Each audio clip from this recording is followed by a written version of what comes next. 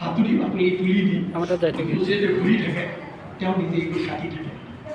পত্নী বিয়া কৰাইছে এজনী ৰাভা ছোৱালী, আহিছে নেকি আপুনি?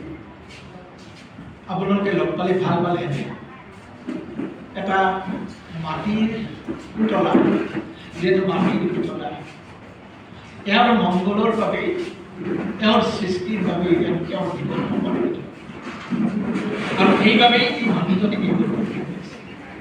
এতিয়া এইবোৰ মানুহৰ আপোনালোকক লৈ আমি যিটো কাম কৰি আছো, গানেৰে কবিতাৰে আপোনাৰ মন কৰিছে নিশ্চয়, নাটকেৰে আমাৰ শিল্পকৰ্মৰে আমি বুজাব খুজিছোঁ প্ৰতিজন মানুহে যিয়ে যি পাৰে কৰি যাব লাগে।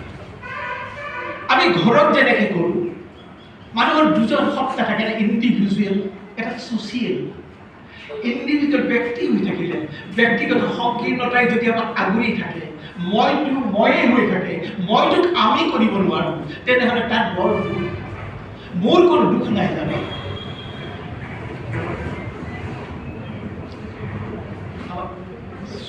আমাৰ ল'ৰাকেইটা, আমাৰ যিকেইটা ল'ৰা, সিহঁতৰ কোনো দুখ নাই, বৰ কষ্টত থাকে, কিন্তু কোনো দুখ নাই। কাৰণ প্ৰতি মুহূৰ্ততে আমি মইটো গুচাই আমি হ'বলৈ যত্ন কৰোঁ আৰু য'ত পৰণাস্তি যি পাৰি তাকে কৰিবলৈ যত্ন কৰোঁ। নয়নমণি বৈশ্য গাড়ী চলাই বিশ্বনাথ চাৰিআলিৰ পৰা আহিছে আমাৰ সতীৰ্থ। বিশ্বনাথ চাৰিআলিৰ পৰা আৰু অকলে অহা নাই, মাক দেউতাকক লৈ আহিছে। মাক দেউতাক বৃদ্ধ, কিন্তু তেওঁলোকক লৈ হ'লেও ইয়াতে আহিছে। আৰু মণিমালা গগৈ গোলাঘাটৰ পৰা আহিছে।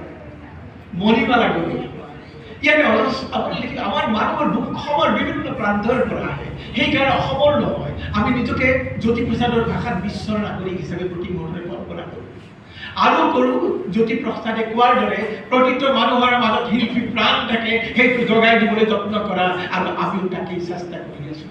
আপোনালোক কুশলে থাকক। আমাৰ শেষ কথাখিনি কৈ ইয়াতেই আজিৰ অনুষ্ঠান সামৰণি কৰিছোঁ।